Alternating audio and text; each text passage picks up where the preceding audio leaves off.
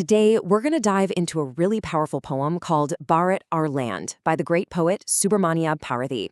And we're not just going to read it, we're going to get under the hood, really figure out what gives these words so much push. So let's jump right in. But you know what? Before we start breaking it all down, I want us to just listen. Yeah, just let the words wash over you.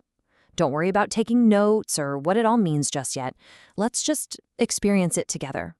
Okay, so here we go. This is Bharat Our Land by Subramania Bharati. The mighty Haimavan is ours. There's no equal anywhere on earth. The generous Ganga is ours. Which other river can match her grace?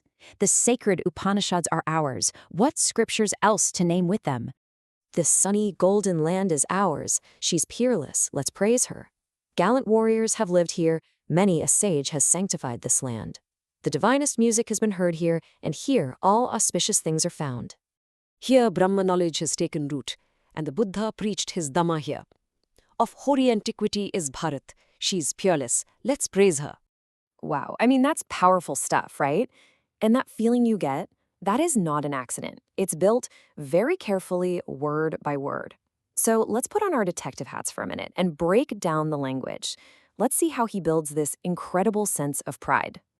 Okay, first up, the poet calls the land peerless. And he doesn't just say it once, he says it twice. She's peerless, let's praise her. That is a really big statement. So what does that actually mean? Well, what's so cool about this word is that it's not just another way of saying great or awesome. Peerless literally means it has no peer, no equal. It's in a category all by itself. It's a way of saying this place is so unique, you can't even compare it to anything else. That's a powerful idea, right? All right, let's look at another one. Many a sage has sanctified this land. That's a really active verb, isn't it? It's not that the land is holy, but that it was made holy. So what does that really describe? What is that action?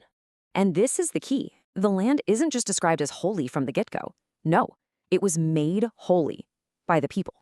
It's like their wisdom and their spirit literally seeped into the ground, purifying everything. It's this beautiful idea that the people and the land are totally intertwined. Okay, I really love this next one. He doesn't just say good things are here. He says all auspicious things are found here. That is such a specific and interesting word choice. It's not just about what's good now, it's about, well, what exactly? Right? It's about future success. It's a sign of good things to come. So the poem isn't just looking backwards at past glories, it's saying this land is a place where the seeds of success are already planted.